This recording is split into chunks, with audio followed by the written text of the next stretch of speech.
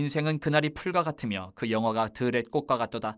그것은 바람이 지나가면 없어지나니 그 있던 자리도 다시 알지 못하거니와 여호와의 인자하심은 자기를 경외하는 자에게 영원부터 영원까지 이르며 그의 의는 자손의 자손에게 이르리니 곧 그의 언약을 지키고 그의 법도를 기억하여 행하는 자에게로다. 여호와께서 그의 보좌를 하늘에 세우시고 그의 왕권으로 만유를 다스리시도다. 능력이 있어 여호와의 말씀을 행하며 그의 말씀의 소리를 듣는 여호와의 천사들이여 여호와를 송축하라. 그에게 수종들며 그의 뜻을 행하는 모든 천군이여 여호와를 송축하라. 여호와의 지으심을 받고 그가 다스리시는 모든 곳에 있는 너희여 여호와를 송축하라. 내 영혼아 여호와를 송축하라. 우리 인생은 본능적으로 아래로 내려가기보다는 위로 올라가려고 합니다. 위에 무엇이 있는지도 모르면서 끊임없이 올라가려고 발버둥을 치는 것이 우리 인생이에요. 높은 자리에 올라가려고 하고 많이 가지려 하고 내려가려고 하지는 않는 것 같아요. 꿈을 향해서 이렇게 전진하는 것이 나쁜 것은 아닙니다. 공허한 일은 아닙니다. 하지만 하나님이 없는 꿈은 공허합니다. 하나님이 없는 꿈은 공허합니다. 하나님의 백성으로서 하나님의 은혜를 누리기 위해서는 반드시 하나님을 경외해야 합니다.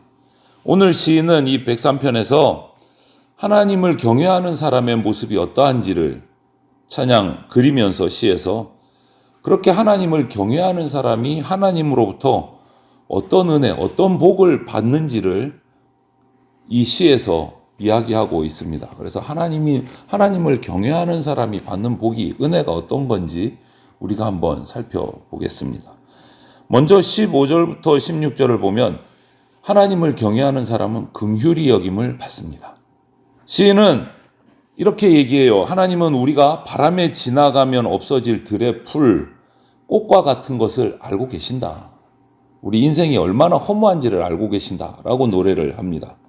그래서 하나님을 경외하는 우리 백성을 바라보실 때 그 마음은 어떠하냐? 긍휼히 여기시며 저 인생이 들의 꽃처럼 풀처럼 그냥 한번 바람 지나가면 없어질 인생인데 라는 것을 알고 계시기 때문에 긍휼히 여기시는 거예요. 우리 인생을 바라보시면서. 이것은 비유하자면 이렇게 우리가 이해할 수도 있을 것 같아요. 아직 어려서 쉽게 다치거나 할 수 있는 일이 거의 없는 그 어린 자녀를 바라보는 부모님의 마음, 이렇게 조금 비유를 할 수도 있을 것 같아요. 자기 생각으로는 뭔가 좀 잘하는 것 같고 열심히 하는 것 같은데 아직 철이 없고 어려서 실수하게 되고 다치게 되고 이런 어린 아이의 모습을 부모님이 바라보는 거죠. 그래서 늘 마음이 가 있는 거예요. 안쓰럽고 불안하고 걱정스럽고 이런 마음이 꼭 하나님 아버지의 마음이라고 말할 수 있을 것 같아요. 그리고 또 그 어린 자녀가 실수했을 때도 오히려 책망하거나 이렇게 얘기하시는 것이 아니고 그럴 줄 알았어 하면서 어여삐 여겨주시고 품어주시는 부모님의 마음. 그래서 우리가 하나님을 무시하지 않고 하나님의 말씀을 지키려고 노력하면 그 가운데서 일어나는 어떤 실수, 실패, 어떤 범죄함 이런 것들은 하나님은 마치 부모가 어린 자녀의 실수를 보듯이 품어주실 수 있으신 분이시다. 우리가 이런 좋은 하나님을 섬기고 있어요. 그렇기 때문에 우리가 하나님을 섬기는 가운데서 일어나는 어떤 실수나 범죄가 있었을 때 하나님 앞에 나가는 것을 두려워하면 안 됩니다. 하나님은 우리를 긍휼히 여겨주시는 분이시기 때문에. 그래서 우리가 인생을 살아가면서 영원하지 못한 것에 인생을 어떻게 걸고 올라가려고 많이 가져려고 하기보다는 영원하신 하나님, 그분의 말씀을 우리 인생의 삶의 목표와 지표로 삼는 것이 참 지혜로운 것이다 라고 우리가 생각할 수 있을 것 같습니다. 또 한 가지 하나님을 경외하는 자에게 하나님은 인자와 의를 베풀어 주십니다. 오늘 시인은 하나님을 경외하는 자에게 그 인자하심이 영원부터 영원까지 이르고 그의 의가 자손의 자손에게까지 이른다 라고 17절에서 이 노래를 하고 있어요. 하나님의 인자하심이 영원에서 영원까지, 하나님의 의가 자손의 자손에게까지 이른다. 어떤 사람에게? 하나님을 경외하는 사람에게. 앞에서 경외하는 자의 연약함을 노래했습니다. 들의 꽃과 같고 풀과 같이 바람 불면 지나간다. 힘이 없다. 그런데 시인은 이번에 18절에서는 그런 그가 하나님의 언약을 지키고 그 법도를 기억하고 행하면 하나님의 인자와 의가 베풀어진다. 결국 하나님을 경외하는 사람은 어떤 사람이냐? 비록 연약해서 쉽게 넘어지고 죄를 범하기도 하지만 그럼에도 불구하고 하나님의 언약, 하나님의 법도에서 떠나지 않으려고 발버둥 치고 노력하는 사람이 바로 하나님을 경외하는 사람이다 라고 노래하고 있는 겁니다. 하나님은 우리를 어떻게 바라보시느냐? 완벽하기를 기대하지 않으세요. 우리는 완벽할 수 없습니다. 우리 가운데는 죄성이 있기 때문에. 하나님은 완벽한 사람을 바라는 것이 아니라 최선을 다해서 하나님을 섬기려고 노력하는 사람, 그 사람을 원하시는 거예요. 그런 백성에게 인자와 의를 베푸신다. 그래서 우리는 과거의 어떤 실패에 연연해가지고 있으면 안 돼요. 또 이런 말이 우리 입에 붙어 있으면 안 될 것 같아요. 열심히 해보려고 했는데 신앙생활 잘 안 되더라. 이런 말 붙이고 살면 안 돼요, 우리는. 하나님은 그런 반응을 원하시는 것이 아닙니다. 우리에게 믿음을 원하세요. 믿음이 뭐냐?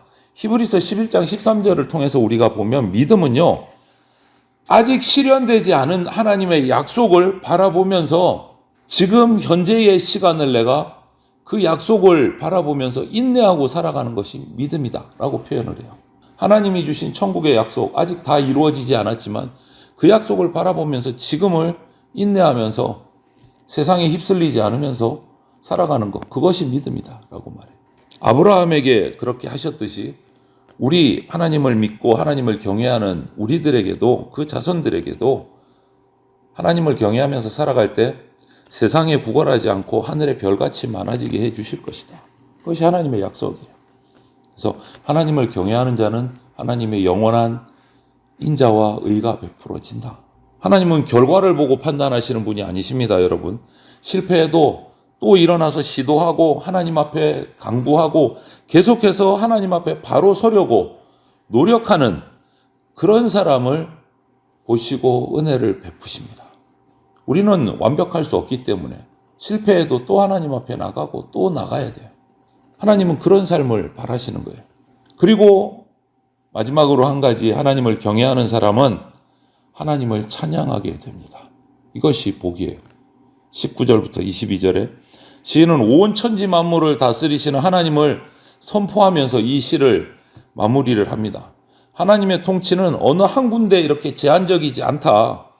그 보좌는 하늘에 있고 다스리시는 영역은 우주 만물에 미친다 라고 19절에 노래하고 있어요. 그리고 하늘의 천군 천사들까지도 부르면서 하나님을 찬양하라 이렇게 얘기를 해요. 그리고 세상 모든 자가 하나님을 찬양해야 된다 라고 노래합니다. 그러면서 한 가지 덧붙이는 것이 22절 하반절에 그리고 나도 자신도 이 찬양의 행렬 중에 한 명이 돼서 하나님을 찬양한다 라고 다짐을 하고 있어요. 여러분, 영원하신 하나님, 온전하신 하나님, 풍성하신 하나님이 우리의 왕이 된다. 나의 왕이 되신다. 그 자체가 말할 수 없는 큰 은혜고 영원한 찬양의 제목입니다. 하나님이 나의 왕이 되주신다. 그게 찬양이에요. 찬양은 하나님의 다스리심을 가까이에서 보고 있는 천사들만 하는 게 아니다라고 말하는 거예요. 주님께 지음을 받은 나도, 우리도 하나님을 찬양해야 된다. 온 세상을 빛과 질서로 다스리시는 그 하나님이 내 삶을 다스려 주시기 때문에 우리는 찬양하는 것이 자연스러운 거다. 이렇게 말해요. 자연스러운 거. 하나님을 경외하는 자에게서는 하나님을 찬양함이 나올 수밖에 없다. 우리가 섬기는 하나님은 세상 만물을 다스리시는 절대자이십니다. 그럼에도 불구하고 우리를 또 긍휼히 여겨주시는 분이에요. 그렇기 때문에 우리는 하나님을 찬양할 수밖에 없어요.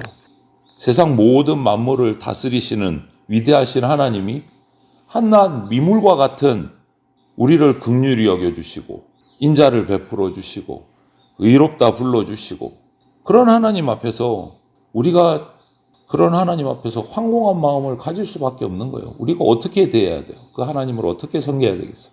거기다가 우리 죄를 용서해 주시고 사랑해 주신다면 내 삶 전체를 들여서 하나님을 섬기겠다, 하나님을 찬양하겠다 결단하는 것이 마땅한 겁니다. 여러분, 하나님의 말씀을 듣고 행하는 것이 진짜 믿음입니다. 하나님의 말씀을 듣고 행하는 것이. 말씀이 없이도 나는 뭐든지 잘할 수 있어. 이것이 아니고 말씀에 순종하는 능력을 우리가 하나님 앞에 구하고 하나님의 말씀을 듣고 행하는 것이 우리의 믿음의 올바른 능력이에요. 오늘 하루도 이 찬양을 우리가 들으면서 이 시편을 통해서 우리 모두가 모든 순간순간마다 나를 지으시고 나에게 긍휼과 의와 인자를 베풀어 주시는 그 하나님을 순간순간 감사하고 찬양하는 그런 하나님을 내가 섬기겠다고 결단하는 그러한 마음을 오늘 하나님 앞에 오늘 하루 올려드리는 그러한 저와 여러분들이 되시기를 주님의 이름으로 축원을 드립니다. 아멘.